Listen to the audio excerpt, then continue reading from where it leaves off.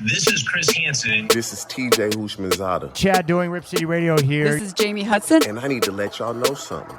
You're listening to. And you're listening to. It just makes sense. This just makes sense. It just makes sense. Woo! Way better than Chris Hansen. Yeah, seriously. I want to get involved in the rigging of Fat Bear Week. In relationship to Fallout Boy. Oh, Fallout Boy. People are. Oh, Jesus. Oh, my God. I'm sorry. Yeah, we got it. Cut that. Like, someone should hire you to be a protester. 4 bills dead weight. They're not getting you off that court. They look at me and I'm like, I fucking dare you. That's what I'm I saying. dare you. I mean, A like, tractor, there's nothing that can. They gotta be forklift certified. Oh, I can't be a Cowboys fan because of this moral high ground that you are on. Bite me. Eat me. Bite me. Eat me. I mean, gosh. I'm so sorry to everyone that we just did that to. Everything I just said before that, I just made that shit up. Small enough and dumb enough. Small enough, dumb enough. That's what we want. That is It Just Makes Sense.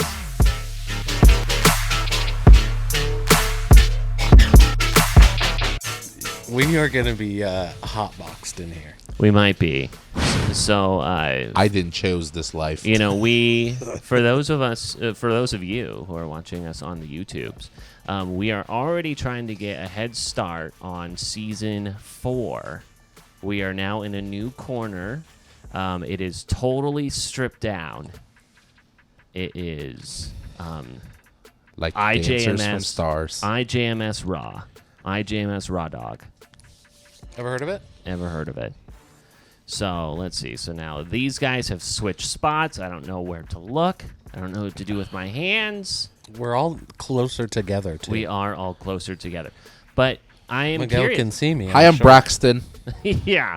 We'll be interested. We'll take your guys' feedback. What do you guys think? Should we do like a sectional here? Should we do like a little Sectional would be sitting literally right next to each other. 3 guys, 1 couch? Well, no, because it would be big enough. You'd still be over here. He'd still be over there, and I'd be in the middle. And Peter would be crushed into the corner. Yeah, that would get the wedge. It would just Where be would like, the mixer and the computer go? Just a smaller table. Yeah, we'll just get a tiny table. I 3 like the guys, idea 1 of the couch. sectional. Yeah, we can get cozy. Listen, we recorded on the sectional for a while. We did. Lots of sectional on this podcast. Yeah. I'm Those down were for good whatever, times. man. Remember? Hey, member? I remember. Yeah, those were good times. Good times. And then Braxton says, you know what we should do is video. And I say, okay, well, I come with a TV background, so why don't I go ahead Best and thing we've ever done. build out an entire studio? So, let us know how you want us to decorate this. And we won't listen to you. And we won't we won't do that at all. Peter's just going to do what he wants. Yeah, with my wife's approval. Really, all this means is that we're shoved into the corner. We continue to get our real estate for this podcast taken up because my Before you wife, know it, we'd be up there. yeah, well, there's replacing up all the above shelves for and the yeah, you can't see it, but there's some overhead storage here. What Peter's trying to say is there is a heaven. Right up there. Right up there. I like it, though. Welcome to It Just Makes Sense, presented by Boneyard Beer. Send us some beer, Yeah, Boneyard. you should take that off there and get rid of that. There we go. Now we feel We good. need some more beer. Now we feel good. Free beer. Give us the beer. We've had the debate before about just best fast food chains and everything, right? Yeah, I think we did. Once or twice? Once or twice before? Dunkin' Donuts, easy. Right, Dunkin' Donuts. Oh, Dunkin'. Dunkin' Donuts serves Folgers coffee. How do you know? Smells good. Yeah, how do you know? Fair enough. Say less. Say less. I really thought you were about to start us off with some S1 topics here. Best fast food, huh? Yeah. No, so Burger King or Wendy's? That's tough. When you ask these questions, it comes down to one item versus one item. And that comes down to, is the Whopper more important than the Frosty? Right. And I think I gotta go BK. So you don't like when D's nuts drag across your face? Hey-o! I got him. That was the whole punchline of the joke. Did you? Did you get me? I don't know if I got you. There was a... No, we need a moment of silence after that motherfucking drop right there. There was a... I'm trying to find on it. It was on my other computer. Who are some of the guys at the bar stool? Who are some of the guys? Who's at the bar? blonde guy who has his own show? KFC, I don't know. Caleb? Not KFC. Caleb Presley. Walker. Brandon Walker. Yeah, Brandon Walker. he is a one of a kind individual. Let me see if I can get... It's Braxton's favorite actor. Yeah. Big Stoley. He's a big Stoley. I swear I had this up. Okay, so here it is. The big Hello, Stoley. Brandon. This is Bub's Tub Club. Hope you're doing average today. I just want to do my 3 favorite songs, and I think that's all I got. Oh, that would be lovely. Again, I have called him my best caller, so I don't want to. Yeah, okay, go ahead. I can't stand All this right, guy. Fair enough. So, number 1, Killing Me Softly, Fugees. Number 2, Lollipop by Lil Wayne. And number 3, Radioactive. I can't think of the artist. Is that Imagine Dragons? Imagine dragging What's these this balls list? across your face. You missed the punchline. That's what you Oh. did. Imagine dragging these balls across your face. It's so juvenile. You fell right for it.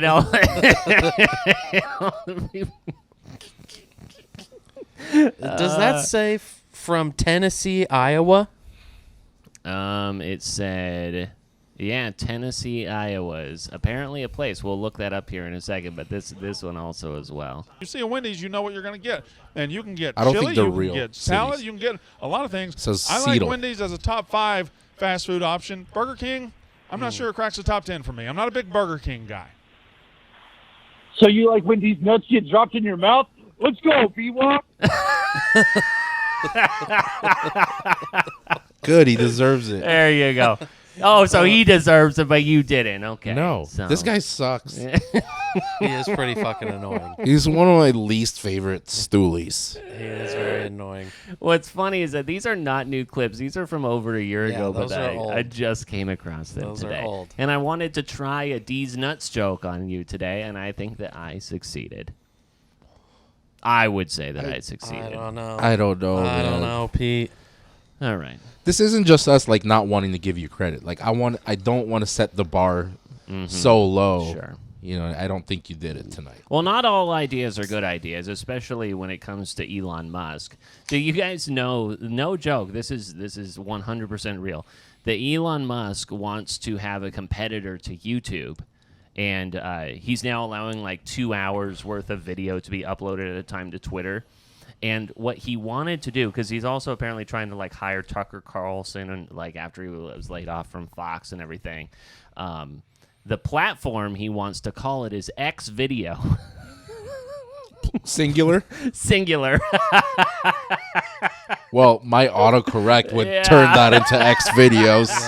Okay. It's did not take off, just like any of his stuff with SpaceX. Elon just trying to Good find one. a Good one, Pete. Was that an Jesus. okay one? You are just firing, man. Woo! New corner. I'll just like turn around and put myself in a timeout. Yeah. You do jokes the same way Brody does jokes. Yeah. I might. Well, where do you think Brody learned it from? I am surprised that you guys did not sniff out my my D's nuts joke there. Because that's such a typical question that you would ask. Yeah. Oh, what are your guys' top fast food places? Like it just goes back to old topics that you would absolutely ask. That is true. So, I have. It's good catching people off guard, I guess. I have. I guess. Very much asked that question before.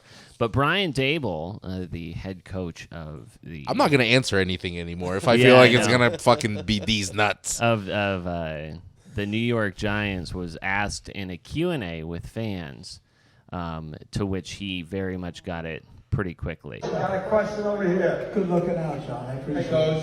I just wanted to thank you again for coming today and great place. Foundation. Great place. Just tough schedule this year, week 3 with the Niners, a lot of great players on that team. How do you prepare for a guy like Joey Bofa? You're not going to get me, buddy. What'd you watch? Pardon my take? I did. What this ain't amateur out here. Joey Bofa, these nuts. No more nuts jokes. This is what it means. We're 2 weeks away, or maybe 3 weeks away from being done for the summer. This is what people get at this point of the season. These nuts jokes. Ever heard of them? Ever heard of them? Okay, so in my roulette of things, do you guys... We have...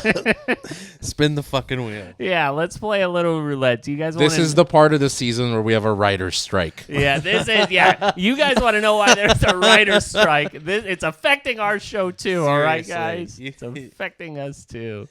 Oh, gosh. And at this point, I'm just firing like from the hip. So do you guys want to go on an update to Moan-Gate, or do you guys want to hear AI songs of Frank Sinatra and I definitely want to hear the AI is a fucking banger, but the Moan-Gate, is that Perk? Yes. So when I sent that earlier, I didn't know that you had put Moan-Gate. I didn't know that was Perk. I thought that was a completely different topic. Well, was it last week or the week before we were talking about how on First Take there was these noises, and they were like, "What is that?" But I couldn't remember if he was a part of that. Well, we didn't know. Well, yeah, no one knew. No one knew what those noises were coming from, and then they called him out. It looks like. Yeah, let me go. That show is pretty funny. Right, because the original thing that we talked about on here was a producer like moaning or in the bathroom or something like that, and it turns out that it was Kendrick Perkins all along. Let's go ahead and... Can't make fun of the guy too much. Pretty sure I do it here. Just... Yeah. View the tweet. Here we go. Maverick did not believe they were going to do a damn thing this postseason. That's why they made the decision that they made. So we can lament the decision. I'm just focused on the reason why. The reason why is... we think they're not that good. So then today it went one step further with JJ Redick, who was on First Take, and the sound came back, and now we have clarity on who it was. And tried to disrupt their two-man action. For as well as the Nuggets have played at times, Perk, is that you moaning in my ear over and over again? Yeah, I know. I was getting ready to answer. You sound like you got sleep apnea, Perk. You got sleep apnea. Do you have the whole thing? Because the whole back and forth is fucking great. Let me see if I can locate the whole thing, because I put it on our Instagram. Okay, so I you sent have it on to the Instagram. IJMS Instagram. One moment, please. The whole back and forth between the two of them and Perkins was so funny. When he brought up the sleep apnea, I was fucking dying. Perk, is that you moaning in my ear over and over again? Yeah, I know. I was getting ready to answer. You sound like you got sleep apnea, Perk. Okay? But you all right? Are you okay? Yeah, that's me. It's Okay. All right. It's not Are you moaning. intentionally? It's Are not you intentionally moaning. trying It's to? being disgusted. Oh yes, my I am. God. It's a gross intentional. noise, man. It's a gross noise. Keep going. That's all right. I'm just saying that's very disrespectful. You don't have to sound like you got sleep apnea on live television. You could disguise it a little bit. Fine. I mean, that's very disrespectful. That's fine. That's very disrespectful. That's fine. Okay. Hey, look, I came on here already knowing. I already knew that the peanut gallery was going to be against Big Perk anyway. I came on here ready for the smoke. So that's fine. You and JJ could team up. I'm ready. I'm sitting right here. I'm not going nowhere. I came into this world one deep, and I'm going to come on first. All right, well, then let him finish. Just let him finish that. I mean, he's just saying like all of these like weird. It's a gross noise, Perk. It's really uncomfortable. And yeah, there are times where there's a little bit of heavy breathing happening on this podcast. Sometimes, it happens on occasion. Just happens. But we're on proud occasion. of it. That's So. part I wasn't. of the soup du jour. There was less when before we had mic stands, because I know that when I'm breathing hard, I would just pull it away. I know the peanut gallery is a sleep apnea. Where does that come from? No, I have effectively derailed myself, which is a rarity. I don't generally You're pulling derail a Jordan. myself. You're I didn't pulling even a need Jordan. You that. Jordan yourself. You're Jordaning You're going to yourself. talk about next Saka. Need whatever Crackoon is on. Yeah. Crackoon? Yeah, there's a follow-up to Cocaine Bear, and it's called Crackoon. The first poster came out today. What's a Crackoon? It's a raccoon on crack, actually. But they're all on crack. Are they? A little bit. Would Have you guys met a normal raccoon? I would love a raccoon. Out of all the raccoons you've met. I would love a raccoon. Why? You wouldn't? No, fuck no. They're disgusting. Raccoons are cute. No, Like they're not. squirrels. What makes you think raccoons are cute? They're adorable. I mean, that's a bad image to have yeah. up. Raccoons are adorable. Not one rodent is adorable. As just like with anything, small raccoons are very cute, but once they get big, I think I've said this on the podcast before, but I went to high school with somebody whose named Raccoon. No, whose stepmother had a pet skunk. They Fucking like Utah, removed man. the that was in Southern Oregon. The glands. Fucking Southern Oregon. Yeah, They removed the the anal glands. glands, scent glands, or whatever. Yeah, sure. Very inhumane, but whatever. Actually, I have no idea if it's humane or inhumane. When I was a kid, we lived on acreage, and acreage, acreage, 4.5 acres. So we had a lot of Sick rich flex, Peter. It was a smaller house. It was an older house. It was a lot of land, but we had, all of the animals, including tons of skunks. Skunks that got under our house. Skunks that got under our house and fought each other under the house. Skunks that fought each other under our house, sprayed each other, and then made all of our insulation stink. I remember going... It seeped in the house? It seeped into the house. We legitimately had to get our entire house, bombed. I think they had to, tear out and, do all new insulation or whatever. I went to school that day as if, middle school wasn't hard enough for me. I didn't realize... You smelled like shit? That I smelled everything smelled like skunk. My backpack, my clothes, but I didn't know it because I had been smelling it all night long. Was that Brace's bowl cut, Peter? Peter Skunk Crotch? Yeah. Skunk Crotch. Yeah. I think that it may have even been band picture day, so I had to stand next to everyone too. It was brutal. Next to your holding your buffoon. flute? Yeah. It was the baritone saxophone. How dare you? Not the buffoon? No. I will not. Buffoon your faith in these nuts. That's how you do it, I Pete. gotcha. That's how you do it. I gotcha, big load of horse cum. Yeah. That's how you do it. I hate you both. There's a nice pause before I buffoon these faith in your nuts. Oh, shoot. Doesn't even make sense. It doesn't make sense at all. Or a podcast called It Just Makes Sense. That's why I wasn't anticipating it. Well, we're being sarcastic, okay? It doesn't make Do sense. they know? Do they That's know? the play on words. None they of the know? things we've ever said, mate, has made any sense. I think the people get that. You think? I hope so. God, I hope Big so. load of horse scum. Okay. 3 strikes, you're out.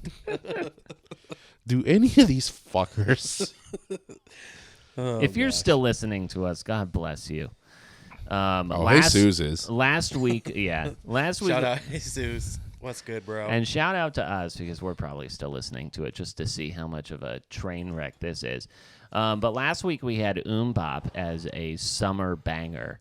But this one has come across my feed as well. I'm thinking that this one might even be a bigger hit. If you buy her one margarita, she will spread her legs. Give me one margarita, I'ma open my legs. Give me 2 margaritas, I'ma give you some head. Give me 3 margaritas, I'ma put it in my puss. Give me 4 margaritas, I'ma put it in my tush. Give me 5 margaritas, I'ma get some fun. Give me 5 margaritas, I'ma put it in your bun. Give me 1 margarita, I'ma open my legs. Give me 2 margaritas, I'ma give you some head. Give me 3 margaritas, give me Give me 3 margaritas. Give me 3 margaritas. I'ma put it in my puss. Give me 4 margaritas. I'ma put it in my tush. Give me 5 margaritas. Give me 5 margaritas. Give me. Why did you do that? That's a jam right there. That's a jam. I'm bumping that in the car. I look forward to you guys to you guys hearing that in 3 weeks on Instagram. So there you go. 4 margaritas is the tush. Remember that. Yeah. That is the optimal. Yeah, it's no longer first, second, or third base. It's how many margaritas. Margarita scale. The margarita scale. Is now Bible. Have you guys heard of the Taylor Swift controversy going around? First of all, the conspiracy. That she broke up with her guy? R.I.P. to the relationship that was Taylor Swift and Maddie Healy. TMZ reporting that it is. Who's that over. guy? He's the lead singer of the 1975. Apparently, Swifty's very unhappy that she was dating him. He's the heir to the Healy Corporation. The Healy shoes? Yeah. Damn, Yeah. Rich boy. Yeah. He is a rich Isn't rich boy. 1975 your favorite band? Yeah, I love 1975. One of the best concerts. So I've been to. you, the lead singer Team of Maddie. your favorite band, Team Maddie, dated one of your favorite. You're a Swiftie too, so this was a fucking dream for you. I don't know about that. Now, after the breakup, he's not so sure. Yeah. He had to choose Not so sides, much. and Yeah. he's pledged his allegiance to the 1975. The only reason Peter's backtracking from being a Swiftie is because Trump's a Swiftie, so he's been backtracking ever since. Is he? Yeah. Well, she's not a Trumper, that's for sure. Very much not. You and Dawn have that in common. The conspiracy going around as Taylor Swift relates to sports is that she is an NBA playoff team killer. Uh-oh. She has gone to Atlanta. The Hawks have lost. She has gone to Philadelphia. Oh, my The gosh. 76ers have lost. She then proceeded to go to Boston. Boston lost. Well, guess what town she skipped in Florida? She did not go to Miami, despite going to Tampa and other places. So, the next stop after Chicago? Don't say it. Don't say it. To Denver. Oh, I thought you were going to say Pensacola. She's headed to Denver next. So, your 2023 NBA champions. Congratulations to the Miami. The only part of that curse I buy is Boston. Atlanta was going to lose, and Philly was going to lose. Also, she's on a stadium tour. She is on a stadium and tour. And so most of the cities that have the population to support NBA teams oftentimes have football teams. Right. And you're also, the list of cities that you name are like top 10 most populated cities in U.S. Why wouldn't she go there? Right, but it is a little bit interesting that it's happening in conjunction with with the NBA playoffs, because she would go there and then they would lose. It's not, just buy the conspiracy. We'll see. Buy the conspiracy. So you're saying Miami's going to win? I'm saying Miami's going to win. Which, okay, put $50 on it. Well, I've already put money on it. Hedge yourself. And Hedge I'm not yourself. going to hedge myself. Do it. So, Toothy. with the or NBA nothing. Finals as we talk, it is tied 1-1.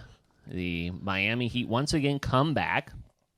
They are, how many times have they done this now? Like 5 or 6 times in this playoffs where they have been down 10 by double digits and they have come back to win. I think 6 times. Not in this series, obviously. Oh, but just in the playoffs? Yeah. Yeah, because the whole season it's 10. Yeah. So, yeah, that makes sense. It's pretty wild. And the thing is that, like, the Heat had 4 different high scorers in each quarter in Game 2, and none of them was Jimmy Butler. So they did that without Jimmy Buckets. There's apparently a rumor going around that, like, his dad is not doing well. I don't know. I haven't vetted that, but that he's a little distracted. But, I mean, they're still getting the job done. If people are basing that off of the last game, I'm not buying that shit. It's like, the thing is, Jimmy doesn't have to drop 30 or 40 for them to win. Jimmy can score 21, but make timely baskets, and it would affect the game. And I think that honestly should be a concern to the Nuggets that Jimmy isn't playing at his best and other guys are stepping up and they're winning games. Like, because you're, like I've said in previous series, you're going to get 2 or 3 of those Jimmy games where he goes off. And most of the time, they win those games. Sure. So if they've already squeezed one out and he hasn't done that, that could be an issue. You know, it's interesting. You talk about, like, players scoring a ton versus not. When Nikola Jokic scores a lot of points, that's not a good sign for the Denver Nuggets. They are now 0-3 this postseason when Nikola Jokic is the highest scoring, and he scores over 30 points. And scored 41 in Game 2, and they lost. The Nuggets are 9-0 when he scores under 30 points in the playoffs this year. Yeah, he's a distributor for sure. Because people crash down on him when he gets the ball, and then he just flicks it out.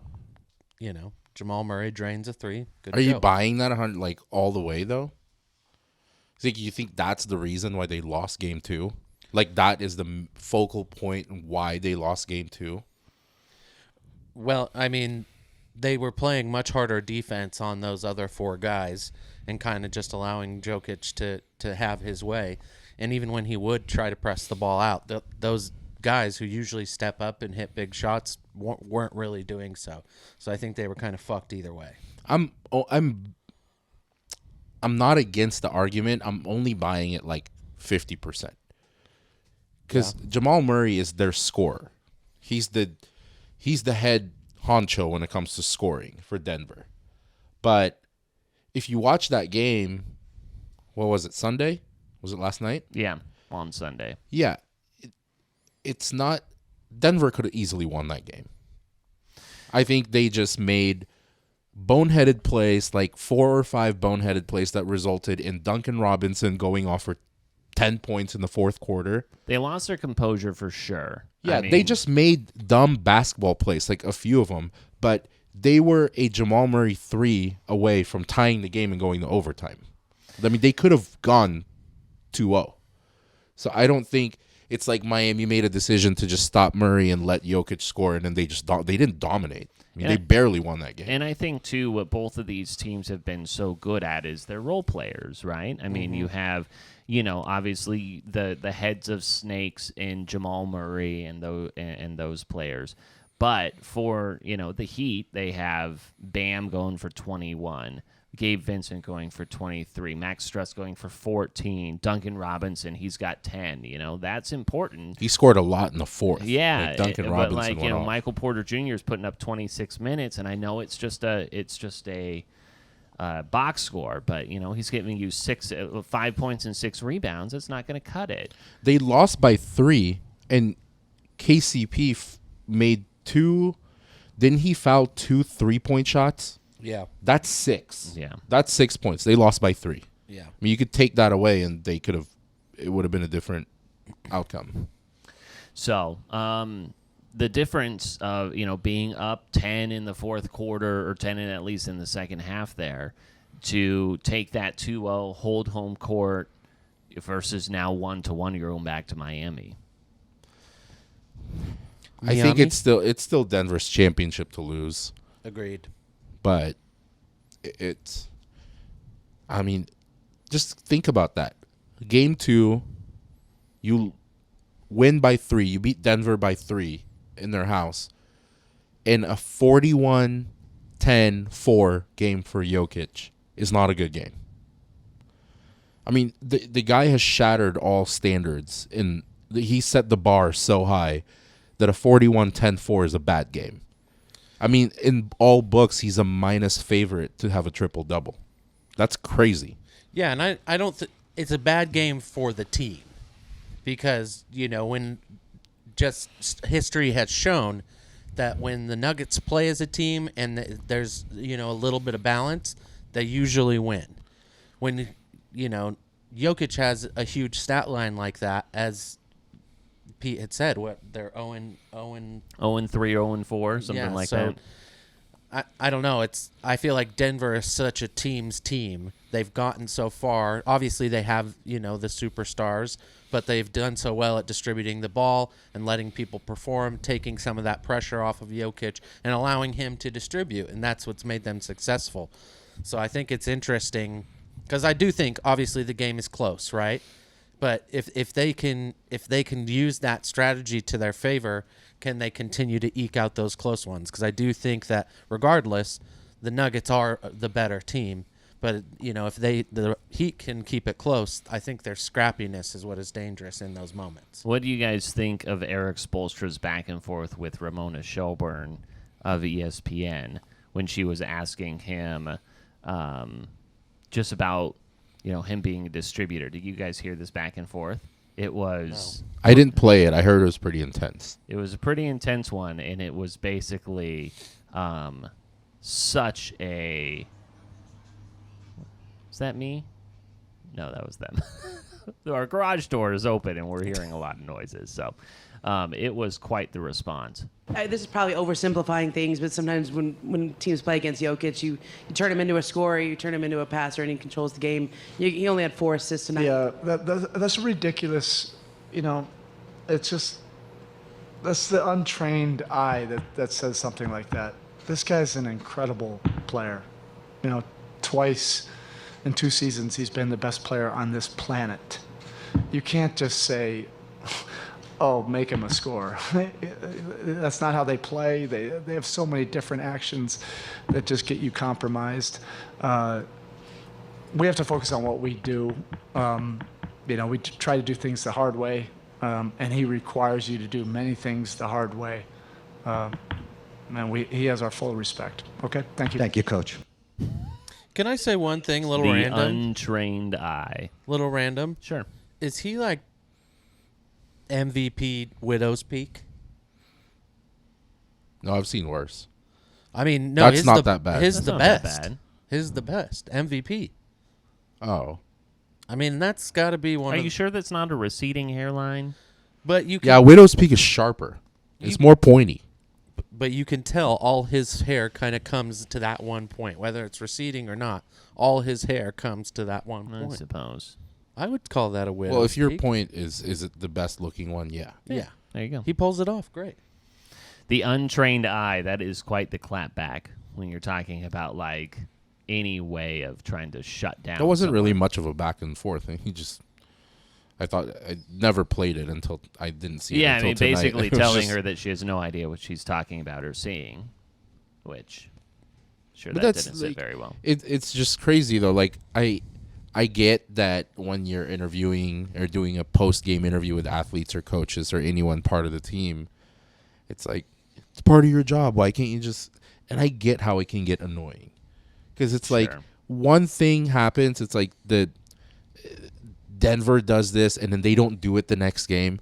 The world falls apart. And then you're getting these questions. It was like, did you guys do this? Did you guys not do this? What's happening? It's like, it's one fucking game. Yeah. It Chill also the fuck is out. so hard to expect someone to be on your level, right? I think that's like, it's one of those things too. Especially where, when you're him. Yeah. I mean, like these people are insane. Yeah. And the preparation that they do, their evaluation, I mean, there's a reason why they're in this type of a job. It's kind of like a billionaire's mentality or whatever. I think that it's like he's expecting her or anyone else to understand where he's coming from, and that's just like impossible. I think that like you almost have to meet people where they're at, even if they are professional or have a good understanding of things. I just think that to expect that people see the things the way that you do is, which I think is a little misguided. It's a fair assessment to make when it comes to certain people. Like, yeah, they're not doing the same job as you, and this is probably more for specific athletes or coaches, but I think a lot of them they're like assuming when they get on the stage like this that people are trying to push their buttons. So they've already had their mind made up. Like people are out to get They're very or- defensive, yeah. like a Russell Westbrook. You know what I mean? It's. I get why they react like that, and maybe it's like you look at some of the the media people that would say something like a compliment, they're always surprised by it. They're like, wait, you're not coming after me? Yeah. Like, well, you're saying something really nice. It's like it catches them off guard every time. Does. Yeah, and I think too, like, you know, the reporter's jobs to a degree is also to kind of help oversimplify or explain these types of things too, to a degree where it's like, hey, how can I get someone in like not locker room talk, like a water cooler talk, to be able to just like talk about the finals or whatever and be like, oh yeah, but when, you know, just kind of, you know, surface level stuff to be able to like communicate, so then things become bite sized or things become digestible. Because if like we heard Erik Spolestra talk in his speak, we're not going to understand that. We can interpret some of it, but I think you do have to oversimplify it the way that Ramona Shelburne was asking about. And he just took it as a way to clap back at reporters. Either way, they're all tired. They're all in the heat of it. Team Spolstra. Good guy. Good guy. I think he's a great guy. Probably Good a guy. Jesuit, yeah. He went to Jesuit? Yeah, he went to Jesuit, and then on the Denver staff, you've got, who's on Denver's staff? Not Little Adelman. But we have another Oregonian. Nate McMillan? No. Hold on one second. Denver Nuggets coaching staff. I'll get this for you here in a second. So it's a big one for the Portland area. Denver Nuggets Huge. coaching staff. Absolutely huge. I will get it for you. Oregon's taking home the championship, really. Yeah. Two coaches that were Oregon natives have made it further than the Blazers. Oh, it's David Adelman. David Adelman, Rick Adelman's son, is on the Nuggets. Is Rick Adelman from Portland? His son went to school here because Rick Adelman was here for so long. So he's not from Portland, but. Are you saying Rick Adelman coached the Blazers? Yeah. When? In the 90s, 80s and 90s. Did not know that. Ever heard of it? Rick Adelman Blazers. He was the coach from... Oh, I'll tell you here in just a moment. He played for the Blazers. That's right. He played for the Portland Trail Blazers as well. So yeah, as a player from 73 to 70 to 73, and then he was an assistant from 83 to 89. He was a coach at Chemeketa Community College as well. And then what's the mascot for Chemeketa Community? The cacti. Nope, the Bears maybe. Eagles. I'll tell you because I'm going to look it up. Yeah, there's no guessing game with Peter anymore. Grizzlies? I mean, this is the Storm, which is weird. Chemeketa Storm? Yeah. But Chemeketa is no... Oh, yeah, Chemeketa is still a thing. Isn't it in Salem? Yeah. Chemeketa? I was thinking about Western Baptist. It went from like... That's that Monmouth, right? To Corbin. Oh, that's Western Oregon University. Chemeketa is What in about Salem. George Fox? I don't know about that. Christians. That's the Bruins. We've lost about the majority of our audience at this point. It was funny that we were going by a number like Chemeketa, and then when we went to the peony farm, we didn't even talk about the fact that you and I went to a lovely little flower farm this past weekend together. It was very romantic. I'm still stuck on the fact that Chemeketa is in Salem, and it's not called Chemeketa Crackheads. Chemeketa Meth Heads. Mm-hmm. The Chemeketa Crackoons. The Chemeketa Crackoons. Yeah. CCCC. Chemeketa Community College Crackoons. Yeah, exactly. There's a lot of tribal city names or parks or everything around the Salem area. Shamawa High School. My wife was like, that's not how that's pronounced. Shampooey Park. But it's like spelled CHAMPOEG. Yeah. That's not how you say it, but... I've never Shampooey tried Park. to say that. I didn't know it was shampooey. What would you try and say? Shampweg. Shampweg, yeah. I mean, that's phonetically how it looks. So Shampog. Can you get a bottle of Shampweg with some OJ? Shampooey. She was like, "You're messing with it." I'm like, "No, sounds so." Shampweg. So Braxton, do you back to the NBA Finals? How do you feel about? Is this still a Denver? Yeah, I think Denver still wins. Probably still in 6. So, I think that Miami will win 1 at home. Other than that, You're calling it in 6. Nuggies. Dude, this is bad in the betting world. If Denver wins, I lose $70. Oh, no. If Miami wins, I lose 30. Oh, no. There's no winning. It's a bad time to bet on the Heat for sure. That's not really hedging. I made a bad mistake. Yeah. you did your math wrong, I think. Yeah, I did. Bad math. I mathed wrong. I mathed wrong. Fuck! You know what's interesting? Horse cum! What's interesting math is to realize actually how old Patrick Mahomes is in the context of everyone else in the AFC. This was pretty funny, and he actually reacted to this. When you think about everyone in the AFC right now, a lot of youngins, despite the fact that Patrick Mahomes himself seems pretty young. Is he the oldest? He is the tied for 4th oldest in the AFC. 27? I don't. Let's see. How old exactly is he? 25. 26. 25 to 27. 26. I'll say 27. He is 27 years old. Should have bet him. He could have gotten that money back.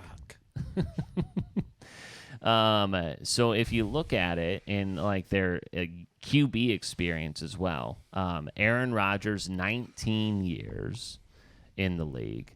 Then you have Russell Wilson, 12 years in the league, with Jimmy G at 10, and then tied with 7 years in the NFL is Deshaun Watson and Patrick Mahomes. 7 years we've had him already. He's been playing since he was 20. Yeah, how wild is that?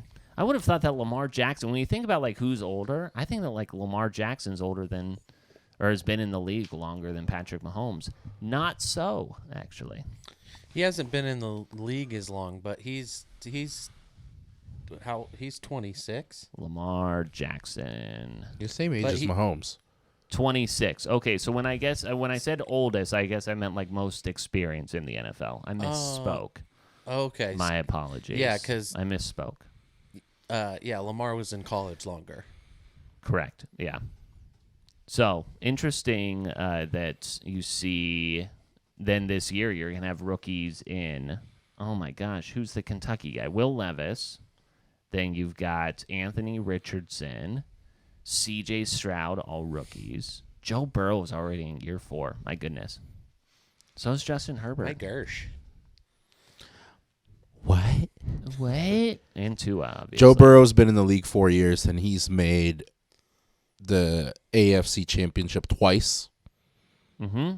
And he's been to 1 Super Bowl. That's a pretty good resume for 4 years. Yeah, and especially when he's had the offensive line that he's had as well. Pretty good. He's due. I bet that Burrow will win a Super Bowl before Josh Allen. No. Ooh, put a bet on it. Put a bet on it. This is a long-term bet. That's a long-term bet. But it could end next season. It could. Bet on it. Bet $100 right now. Bet $100. 5, 4, 3, 2. You want it? Oh, bet on it. 100?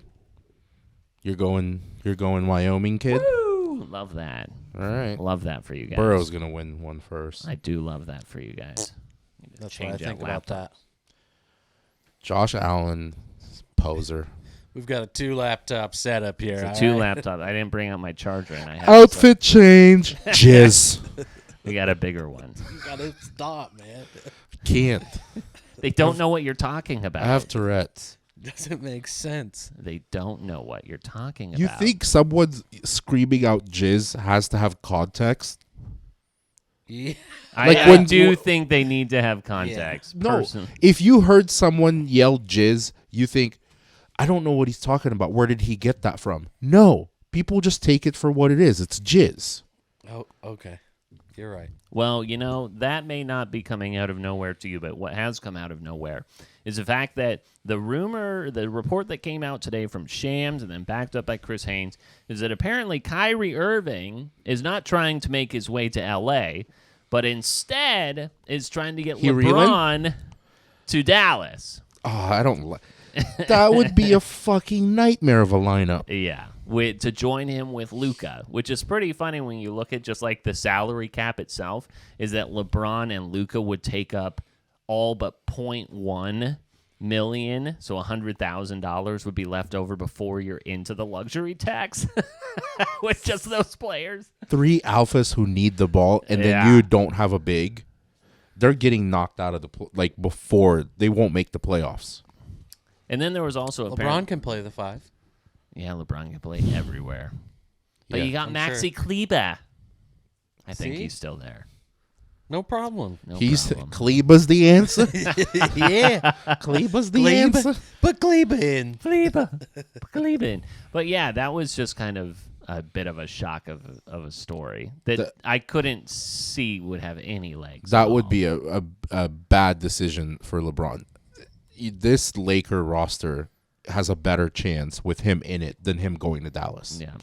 What's funny too is that like when you look at like meritless stories or like where people are just pulling things out of their butts, is the fact that like they were like, oh well, at the trade deadline, the Mavericks were looking into try and acquire LeBron as part of a deadline deal.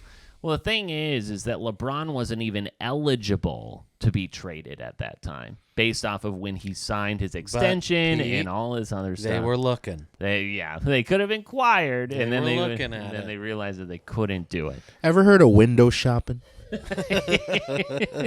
you really, can't afford that, or it's not for sale. Sometimes it's nice to look. I'll be back for that one. To walk through the store, pretend like you might buy something, really get the sales rep's hopes up. You're just the guy asking a lot of questions. Yeah.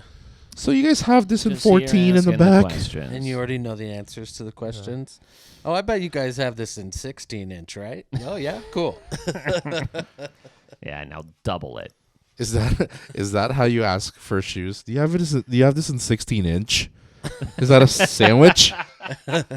Yeah, you got You that. guys have some 14 inches in the back? How do they get sizes? There's a reason behind shoe sizes, right? I mean, I'm it's sure there's pretty an answer. close to inches, really. I'm not going to look it up because you guys were I've already derailed this enough tonight. Yeah. Peter. Don't need to do that. Peter. Don't Rob Deerdeck research the whole thing. What? Ridiculousness. They Oh. went over your head. Yeah. Was that wasn't me. That wasn't me. Yes, it was. Who was it? that? Okay, if that's not really That you and wasn't it me. wasn't me, then this guy is Yeah, so that insecure came about from his over own there. farts. Of course it was me. Of course it was Only because you were called out, you would have never admitted it. Oh yeah. The fact that you guys were questioning it, I had to go along with it. He admitted. He admitted it. Wow. God, we're really running out of shit, man. Mm-hmm. Dude. Well, you know who refuses to admit that they've done wrong is Xavier Babudar. Babudar. Remember this guy? I don't know who the fuck that is. No, we Yeah, don't you do. remember. Chiefsaholic, the guy who robbed a bank on his way down to the I'm back. Houston game. Did Remember? we say his name before? No. I don't Xavier think I've ever- Babudar. I remember because he got a fun last name. Babadook? Babudar. What's he doing? He's back Chiefsaholic, robbing? He is now skipped out on his court He's date. absconded. He is absconded, and now he has found his way onto the Kansas City Metropolitan's most wanted list. He's not even number 1, though. He's not. He's number 5. So you're telling me this guy never had season tickets to the Chiefs? He did have season tickets Yes, to the but Chiefs, he- but he couldn't really afford it. He had to go and steal money from banks. And he was going to every single away game, robbing banks on the way to pay for the tickets to the away games. Sure was. Genius. Yeah. Probably shouldn't be in your Someone get up while snitched. trying to do that. Someone freaking snitched. I do have a question for you, though. So say you have skipped it, like you are trying to evade, you are trying to hide. I'm sure you guys have thought about this.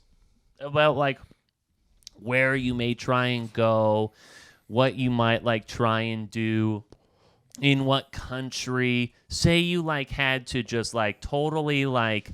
Like you did a bad crime.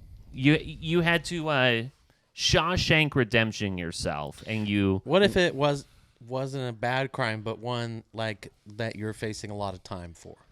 Yeah. Like, you know. I would leave the country. You'd have go to. where?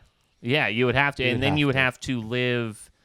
You would have to live like not off the grid, but you would have to like pay with cash. You would have to just like start your own business on like weird, shady terms or something. Like you couldn't attach your name to anything, or you'd have to pay for a new identity. Go to like a Virgin Islands or Central South America. I'd go somewhere cheap. Yeah, I'd go somewhere where, it's mostly cash, like you said. Probably like to some kind of remote island or something. I'd just get away. But like you couldn't fly. You would have too many eyeballs. You'd have to like go down through like Mexico, right? Wouldn't you think? And like get yourself into like Central South America where you can just slither away. The immediate plan is get across the American-Mexican border as quickly as possible. And would you try and do it like normally and just like think, or would you try and just like jump the other way? Like, I mean, is anyone trying to like stop you from like illegally getting into Mexico? I mean, everyone's trying to get over the border. Yeah, they let everybody in. It's more the Americans tracking who's leaving. You know what I mean? I think Mexico doesn't give a fuck. Right. Because at a certain point, like, you are a small enough fish to where, like, you could just, like, be away and just, like... Yeah, so here's the thing. If this is, like, a federal crime that you've committed... You're not going to be able to just walk across the border. You're going to have to somehow, be stowed away or sneak across. But if, let's say, this is a small-time crime. Say you're Babadar. Does he raise the red flag if he's trying to get over the... No. I think that when this all first happened, if he was smart and left as soon as he could, I think he could easily get across the border with no red flags. I agree. Yeah. So, and they think that's what he did. Hasn't he always been in masks too? So even though he's been on live TV or he's been on all over social media, he's just always been on masks. He's always worn a mask. They have a picture of his face. It's not like they don't know his identity. He didn't take his mugshot in his wolf costume. They didn't make him take it off. He's good. They don't know what he looks like. Yeah. Oh, this is what my face looks like. So, but I do think, and like, just kind of looking at him, he seems like a guy who like blends in. He doesn't stand out in a crowd like me. I have the Does most he look like you, Pete? I'm the most medium-looking person ever, and that's why I think that like no one would pay me any mind. You're not though. I am. If you were shorter, yes, but you're tall. I don't think you would count in the category you're thinking that you belong because you're 6'4". How often is he standing? Yeah, right. I think that what really gets me is like my voice. My voice is distinguishable. My voice is like people can pick my voice out of a crowd because it's weird. Yeah, but if you're hiding, are you just fucking... I mean, you're still talking, but yeah, I think that like you go to like Nicaragua, Costa Rica, somewhere like that, and you just are off the grid and you go, this is my new life now. And I mean, obviously, you kind of would have to do that if you had no responsibility, or if you just wanted to just totally up and. There's like people who will do that who like their loved ones think that they've like up and like killed themselves or they died in some sort of like horrific accident, and then like 18 years they like show back up. People do that all the time. That's fucked up. People do that all the time. You know what I would do? I just thought of it. Okay, tell me. If I was in trouble, I was about to do a lot of time, and it's a federal crime here in the U.S., I would fly to the Philippines right away. Normal. Because people would be like, okay, he's from there. I would fly to the Philippines. They'd be able to track that. If they really were after me, they'd go to the Philippines. Yeah, of course. But then I'd have enough hookup there to not use my identity and go to like Vietnam. Go somewhere in Southeast Asia without being tracked. Yeah, you couldn't legally do that.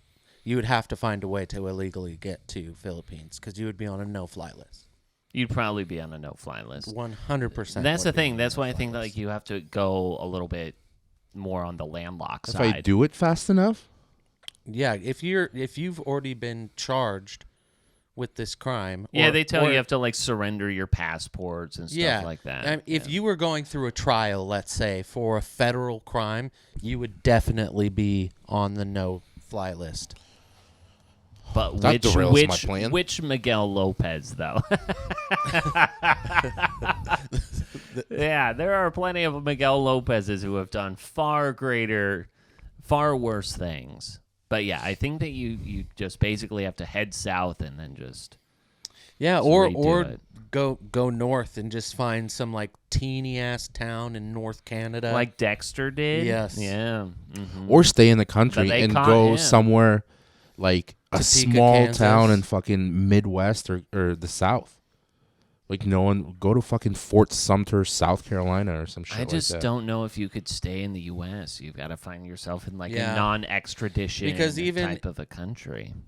even in those smaller towns, you would have to rely on like using bank systems or credit cards or something like that. Like it would be too sketch. Mm-hmm. Yeah. You have to have too much of an identity in the U.S. And also, if you are a federal criminal on the run, your name or your face would be known by authority members. Yeah. You'd be a little bit more than just Kansas no City's offense, most but wanted. You're not definitely the type of person who is like average faced like Pete. People would notice you. Yeah. You're one of a kind. I need Miguel. some time to think about my escape route. So, I'm curious. At official IJMS, let us know where you would go if you decided to. I have my new recurring dream. I think that we've talked about this, not on the podcast, but I have recurring dreams, and I've had them in the past where maybe I had signed up for a class and I was in college and I realized I had the final coming up or whatever. But my new one is where I'm being chased. Like they need to send me to jail for like 4 or 5 whatever years for something that like I didn't really like. It wasn't that serious or whatever. I have tremendous fear that I'm going to get myself in trouble, quote unquote, where like someone accidentally dies and I like get hit with like involuntary manslaughter. All of a sudden I'm in jail for something that like wasn't even my fault, but like someone died, so there I have to go to jail. Yeah, Pete, you wouldn't do well in jail. Would not do well in jail. I would not do well. It rhymes with grape. Well, it rhymes with grape. What's the You would- movie? you would Anyone know I the don't- movie? 21 Jump Street. I answered it for you. You would piss people off. Yeah, I would. The fact that you guys tolerate me, you guys do this. No, the biggest reason you wouldn't you do the well check in after. jail is because you were an RA. Because I'm a AKA narc. you were a snitch. I'm a narc, yeah. And that is the number one And that's thing what that would get- get you killed. Yeah, or beat up or you raped. would just get the shit beat out of you a lot. You know who's also a narc? Is Brody. Brody is me, and I think that, like, Lindsay and I were having this conversation this weekend where she was just like, that, like, you are battling against your kid because you're fighting against yourself, right? That's a good point. I go, Wow. like, oh, my gosh, like, this is... It's very true, though. Yeah. He is, like, legitimately a mini-me. There's no problem with Brody being you, but don't train him out of being a narc. That'll get him beat up by other kids. You don't want to be a snitch. There's no generation where being a snitch is okay. It's true. That is true. But I do think that we are coming into a generation of snitches. I think that the majority of kids... It's not a generational switch. It's a generational snitch. Yes, exactly. I think that probably a lot of kids Brody's age are telling on each other. I don't like that. man. Everybody's trying to cancel one another. You know That's what I mean? true. Yeah, because you're trying to get up on them. Mm-hmm. Their demise is your gain, Yes. potentially. I get that. I don't like that. Me neither. Well, Monty Williams' demise is Frank Vogel's gain in Phoenix. Frank Vogel, the new head coach of Just the moving these Phoenix Monopoly Suns. pieces. Yeah. Okay, you used to coach here. Now you're here. Now you're here. Now you're here. And then in 2 years when you fail, you'll be back in the middle and you go back this way. Mm-hmm. It's like it's all the same fucking people. Honestly, it's musical chairs. It seems like everybody rotates and maybe one guy doesn't get a new job. Yeah. You know what I mean? Exactly. You know what was interesting to me is not only like Frank Vogel gets the job, whatever. He's taking David Fizdale with him, another head coach. Fizdale? Fizdale, yeah. He used to be with the Grizzlies, then the Knicks. Was an assistant in Utah, now an assistant in Phoenix. Terry Stotts, the former head coach of the Trailblazers. What do you get? He is going to be the lead assistant for Adrian Griffin in the Milwaukee Bucks. Stotts has a history in Milwaukee. He was once an interim coach in Milwaukee. I wonder, and I don't know if Adrian Griffin is going to fail, but, I mean, I thought it was kind of interesting that Terry Stotts would take an assistant role. I mean, like, you know, maybe those severance checks are drying up a little bit for a little Terry Stotts, and he needs to get a little bit more income. That's just another level of musical chair, so it's like it's another set of chairs because you take an assistant job, the head coach fails. Then you're interim. Then you fill in. That's the kind of what I was thinking again. It's like Venn diagram musical chairs. True that. Very familiar. Yeah. Okay. Totally relatable. So how do you think that Frank Vogel is going to do? He managed to do it with AD and LeBron. Do you think that he can do it with Devin Booker and Kevin Durant? And I guess to a degree, Chris Paul. Durantula? I mean, why not? I always thought that Frank Vogel was above average. Frank Vogel's ability and skill over other coaches is he knew to stay out of the way. Like, he never really coached the Lakers. He let LeBron run the whole team. But he can kind of do the similar thing with Phoenix, wouldn't you think? Yeah, and the thing with Phoenix is the coaches were never the problem. Yeah. It was Ayton. Ayton's the problem. Ayton gets in arguments with Booker. Ayton gets in arguments with Paul because he is soft. He doesn't try hard. He's a crybaby. He has temper tantrums. Yeah, he gets in fights with Monty Williams. You're the number 4, number 5 player on the team, and you're having a tantrum where you're like, oh, I don't want to do this if I'm not going to get my way. You're not a big enough star to do that. And you create this turmoil within the team, and no one wants to play with you. Yeah. Monty Williams wasn't the problem. He was the problem. That's why they're shopping him around right now. I'm curious to see what he does at the next team he goes to, if he has similar issues. You know, was it them or was it him? Yeah, I mean, because he's very talented. He was ton of fun to watch in college, at least. Yeah, but I mean, like, is he going to go? Oh, he's out. He's not back. He's not coming back to Phoenix. All right. I forget what team I saw that was coming after him today. Whatever happened to Karl Anthony Towns? I mean, he's getting shopped around right now. Yeah, I mean, we just featured him a couple weeks ago on the podcast. I know, but like, we weren't talking about him in basketball. Yeah, no, we were not. He was hurt for a big part of the season. Yeah. But when he came back, he started playing well. It's just him and Gobert does not fit. They don't. Yeah, I mean they wanted to create a David Robinson, Tim Duncan, Twin Towers type of deal, but that doesn't. It didn't work. Their game doesn't work together. Yeah, it seems like it would clash. So Monty Williams gets over $10 million a year to go to the Pistons. How crazy is that? Apparently, there's an incentive in his contract that could get him like close to $100 million. I think it's like $78 million is what it's reported to be, which is insane. He's going to be paid more than Greg Popovich. If you were to ask me what's the last NBA team I'd want to play on, I think I would say the Detroit Pistons. Right now? Just in general. Wembanyama seemed really happy he wasn't going to be on the Rockets. Yeah. Yeah, Rockets and Pistons are bottom dwellers right now. Houston's. I'm just thinking about like cities and lifestyle and stuff like that. Sure. Yeah. Detroit is, at least, Houston has a little bit going for it as a city. I can see Monty Williams doing well with Detroit, though. He is one of those coaches that young players respect. He's a rah-rah type, like motivational speaker kind of guy. And they have a bunch of young dudes, no stars, no big name, like the Cade Cunninghams and the whatever his fucking name is. It's the oldest player they have, I think, is Marvin Bagley, who's like 5 years into the league. So I think he can get those guys going. Yeah, because you got Wiseman, Cunningham, Ivy, Killian Hayes. Killian Hayes is what I was thinking of. Marvin Bagley, R.J. Hampton. It's literally like 1 or 2 year draftees and G Leaguers is who he has there. Yeah, I wonder. Let's see. Here are the ages on the roster: 24, 23. There is Bogdanovich at 34 and Alec Burks at 31. But then Cade Cunningham, 21, 24, 19, 22, 21, 21, 24, 26, 23, 22, 22. A lot of young boys, a lot of young players in Detroit.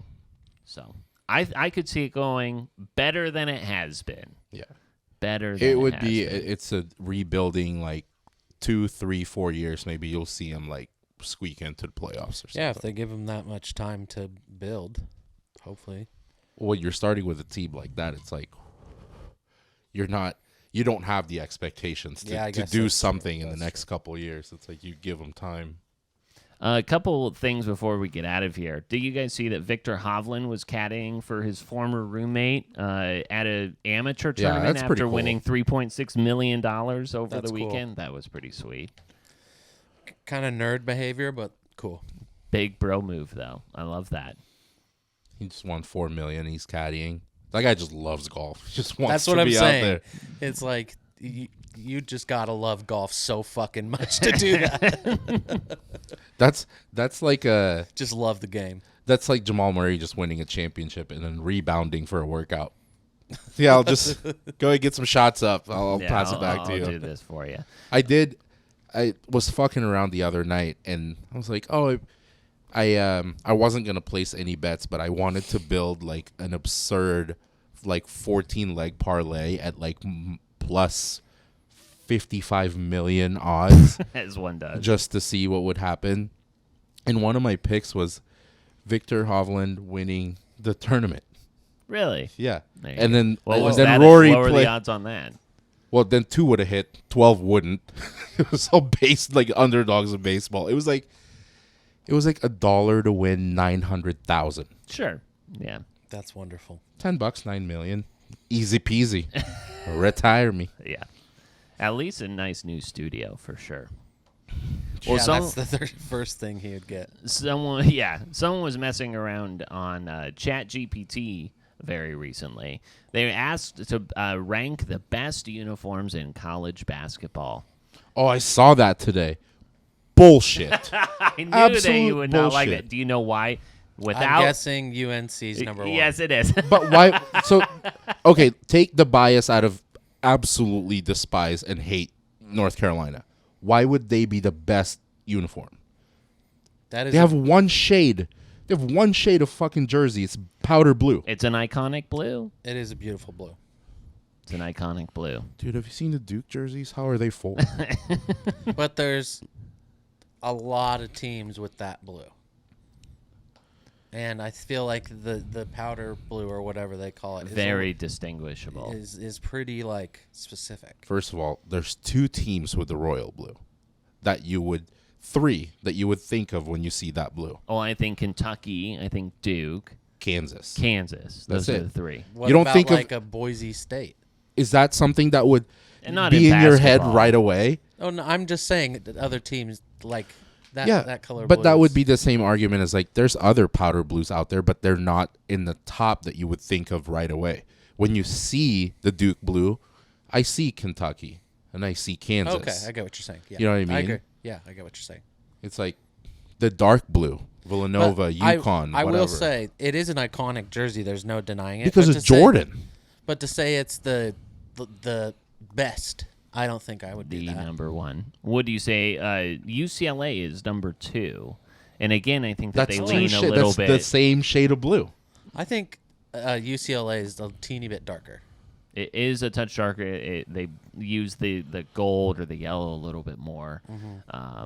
But I wonder if they I don't know if it's like the best. I don't think that. Isn't it UNC, UCLA, Kentucky, and then Duke? Yeah. Rounding out the top 10, Michigan, Syracuse, Georgetown, Indiana, Kansas, and Arizona. Kentucky not on here. Kentucky is Kentucky number 3. Sorry. 3. So Kentucky, Duke, and Kansas, all 3 with those blues all on there. Yeah, I like Duke's uniforms. I like the Duke I love Brotherhood. Kentucky's. The Duke Brotherhood jerseys are some of the best basketball jerseys I've ever seen. I don't like those ones. The darker blue ones. Yeah, with the old English lettering. I do not They're like some those of the ones at all. sickest fucking basketball jerseys. I remember we were watching a game together, and I was like, I hate those. The jerseys. ugliest ones that both Duke and Carolina wore were the one letter one during COVID, like 2021. Oh yeah. The 1D and the weird like practice looking jersey. Yeah, that was weird. The Brotherhood ones I loved though. What about Nova? Nova's up, Marquette. I'm just throwing out what other people are saying. I like Purdue's a lot. The black and gold. Mm-hmm. I like those. I think Maryland always pops off with some cool The jerseys. The Terps have good jerseys.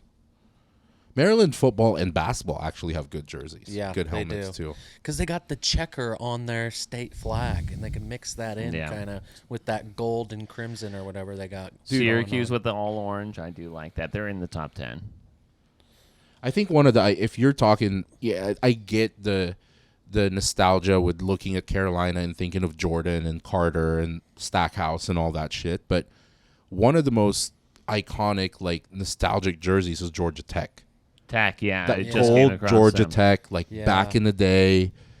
Will Bynum, fucking John Sally, like they have stayed true to their like logo and the lettering. Like it's been the same since day one.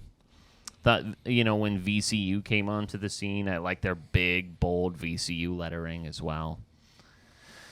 Wichita State, I just love their mascot, less their jerseys because they're the Shockers, and all the kids at basketball games just throw up the Shocker right there during the game. That's nor here nor there. I think it depends what category you're leaning towards. Like if you're going iconic or original or nostalgic, Hoosiers got to be in the top 5. Yeah, I mean, they're number 7 on the list, or number 8. Yeah, like if you're going Carolina, then Indiana should be up there. Like that red and white, the checkered shooting pants, the warm up pants, the tearaways, the IU. I mean, that's Bobby Knight, like all the way back in the day. Who's not on the list? Oregon. Not on the list. It's interesting to hear that Oregon as revolutionary. Was this just for basketball or just for? Yeah, I mean this was for basketball, but I just think it was interesting for how revolutionary Oregon has been in the uniform scene. I think that they're not even on there. I guess like when you look at these, there's a lot of legacy teams in UNC, UCLA, Kentucky. So they're going legacy because you can't say that Oregon has not put the same amount of effort into their basketball jerseys as they have with football, because they had, I mean, that 2016 Final Four teams, that team wore a different jersey every fucking game. True. Yeah, I would just argue that like in the football space, they were more like revolutionary with their uniforms, whereas in basketball, people are more like, I feel like teams tried more styles of uniforms and have more colors and things like that. Like I don't think they were like as out of the box with their basketball stuff as they were with football. Man. Or it was already played out. Like they've already released it in football, so it's like, oh yeah, it's not like as cool it's not as cool. It's not surprising. It's not, oh shit, look what they got. But I think if we're talking football, you'd have to have them in the top 10. At least I would argue. Oregon? Yeah. Oh, yeah. For uniforms, yeah. Definitely. If not. Uniforms, yeah. I mean, yeah. What would you put them in? Accomplishments? Nothing. It'd be uniforms. That's what they have going. You wanted Duke to be the best in basketball. Don't act like it's crazy. Yeah. Well, you know who did have some... They got shit to back it up. A college football team that did have some accomplishments. Our last topic before we get out of here. The Florida Gators, national champions back in the day with good old Tim Tebow and such. Right? Oh, yeah, Swamp Kings. Swamp Kings the documentary. It's going to be... I hope it's good. I hope they get enough people close enough to the story that talk. That's what I think it is going to be worrisome. No, I think it's going to be good because you tend to forget who was on the team, and then you watch the Aaron Hernandez documentary, and you're like, oh my God, I can't fucking wait for that one. That is going to be good.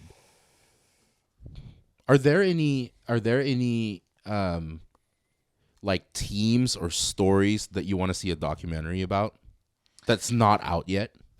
I mean, they've tried to do the Jailblazers one. You remember, like, Sheed and Bonzi were like, we're going to do one, and we're going to tell it our way. It's like, oh, so you're going to tell it very one-sided. Sounds good. I mean, that was The Last Dance. The Last Dance was very one-sided, but I still enjoyed it. I don't know. Rose Bowl. Like, hasn't been a documentary with the history Reggie. of the Rose Bowl? Well, no, Oh. Reggie Bush, Vince Young, Matt Leinart, the 05-06 USC Texas Rose Bowl. Or just that season. I mean, that would be cool. Just like, has there been a lot of documentaries on, like, the Reggie Bush era, all of that? I'm sure there has to a degree. There's been documentaries. Has the actual truth come out? Around those teams and that era, but not one to focus on that game or games leading up to that Rose Bowl championship. That's what I want to see. I just want to hear the truth about everything that, goes on with recruiting. Guys talking about, I mean, especially like USC talking about showing up to their dorm rooms and just like there's a bag of cash that's like $100,000. There is a 30 for 30. I feel like maybe it didn't focus too much on everything, but it was college basketball recruits. And they had shined a light on this one guy who was kind of like a booster / Rich Paul wannabe in the college sports world. And Marvin Bagley was coming out of, I think Marvin Bagley went to high school where Bronny went to high school, Sierra Canyon. And Marvin Bagley was being courted by every school in the country, ended up going to Duke. That's why they're like, there's no way that they didn't pay him.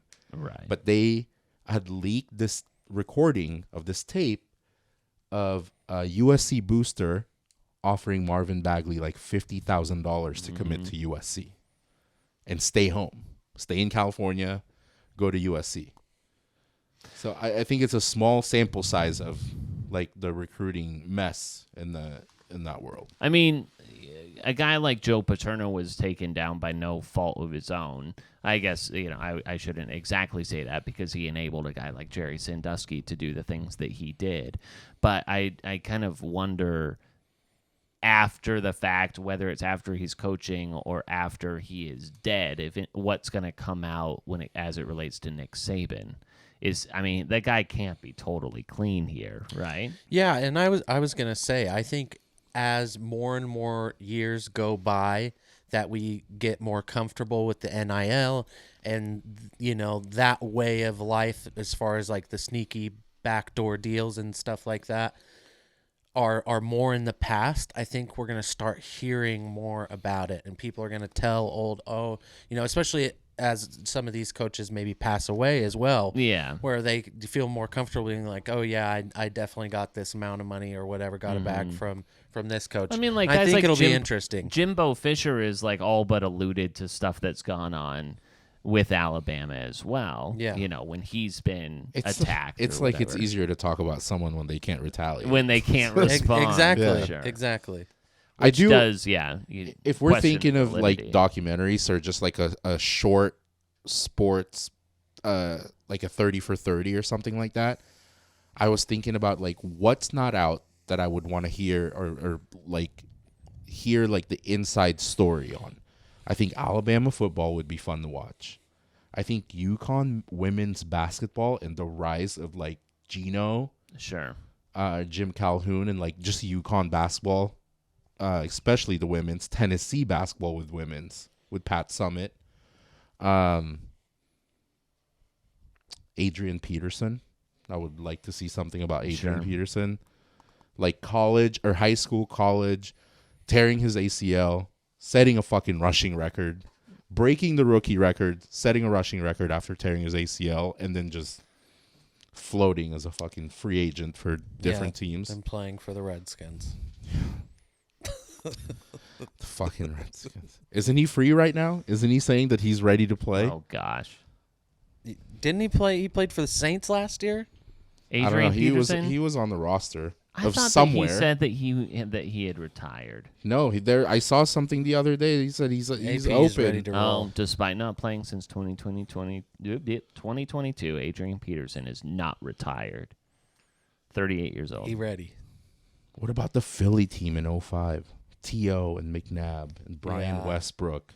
That would have been Brian Dawkins. Like, I want to see and some especially of that if you're imagining these hypothetical documentaries as if there was a documentary team following them in the locker room. Like, we got to see all those behind-the-scenes conversations and bullshit. Arguments, most definitely, with T.O. McNabb. Yeah. Like, that would be sick. I mean, just think, the reason why The Last Dance was such a huge fucking hit is someone had the foresight to film all of that shit from 30 years ago and thinking at some point this is going to be relevant and we're going to play this and people are going to fucking tune in.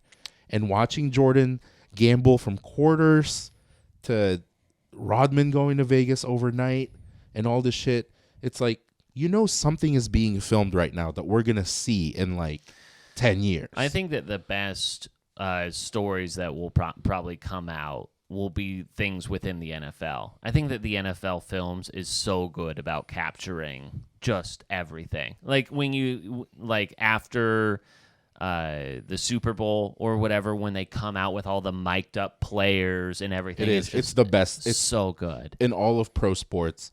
One of my favorite things to watch because like the NBA does that, like the NBA Finals, a short film, but it does not compare to the NFL. Like that Patriots, the Patriots Seahawks Super Bowl, or what was the Malcolm Butler interception? Was that Seattle? Yeah. Okay, the mic'd up version of that from the Patriots sideline is one of the best behind the scenes I have ever seen. How they had the play set up, and then like 4 of the assistant coaches started screaming like towards the line of scrimmage and was like, "Get out, Malcolm, go." It's like you were hearing all of this shit like they weren't mic'd up. It's like everyone had a fucking mic, but you could hear it so clear. Where Malcolm Butler sprints and then lines up and then picks the ball off. And it went from Tom Brady with his head down to like hugging Josh Richardson or whatever his fucking name is. Do you know how they do that? There's mics on like above the field, right? Well, correct me if I'm wrong. Isn't that what those guys holding those little circular disc things? Yeah, I mean isn't that's part that of to it. Capture noise? Yeah, it does capture noise. I mean, there's mics everywhere. But those guys have little like butterfly mics on and everything too. It's embedded I always into thought their. The disc though is like it's not that powerful. Honing in. No, they're all the audio. It's capturing it all at the same time. in this big dome. It's just like here I am. There's mics all up and down the sideline. There's mics above the field, and then there's certain players that are mic'd up. Yeah. I mean, and in those types of games, it's in their shoulder pads. Yeah. And not only that, did you guys hear about this? Is totally unrelated, but I saw it today.